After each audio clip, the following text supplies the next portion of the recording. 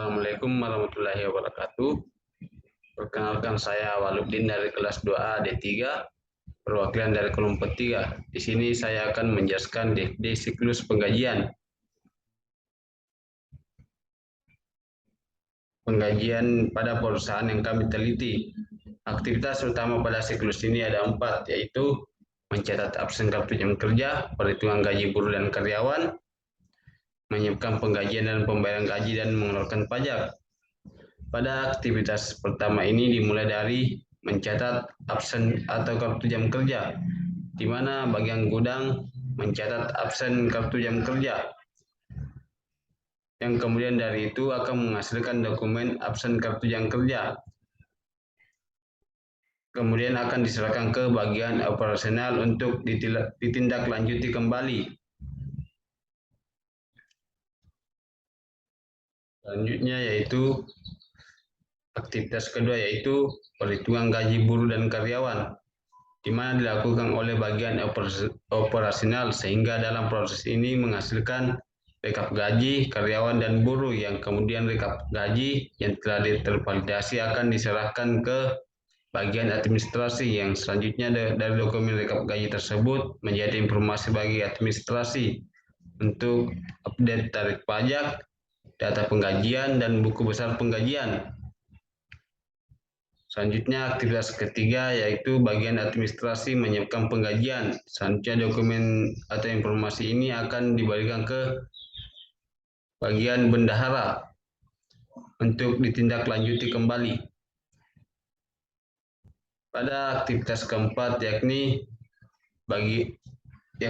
pembayaran gaji dan mengeluarkan pajak, di mana bagian bendahara akan melakukan pembayaran gaji kepada karyawan dan buruh, di mana pembayaran gaji ke buruh dilakukan secara tunai, sementara karyawan akan dibayar melalui ban. Kemudian selanjutnya bendahara akan melakukan pembayaran pajak kepada pemerintah. Selanjutnya aktivitas terakhir yakni membuat laporan penggajian, di mana pada aktivitas ini akan mendapatkan informasi mengenai tarif pajak, data penggajian, PKK dari bagian administrasi, dan juga informasi dari bendahara mengenai pajak yang dibayarkan ke pemerintah, dan selanjutnya informasi tersebut akan dibuat menjadi laporan penggajian yang akan diserahkan ke manajer. Itulah penjelasan mengenai DFD siklus penggajian pada perusahaan yang kami teliti. Adapun kelemahannya yang pertama yaitu kesalahan perhitungan gaji kepada karyawan dengan cara manual, yaitu kalkulator kertas. Yang kedua, pembayaran yang tidak tepat waktu. Yang ketiga, data waktu dan kehadiran yang tidak akurat. Yang keempat, kurang sesuai dengan aktivitas dalam perusahaan. Perbaikan DFD dari kami yakni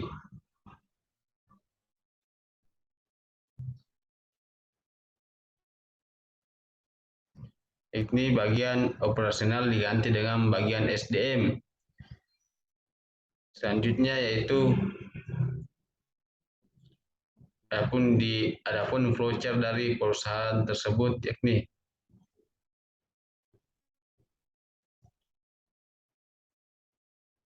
mungkin itu presentasi dari saya. Sekian dan terima kasih. Wassalamualaikum warahmatullahi wabarakatuh.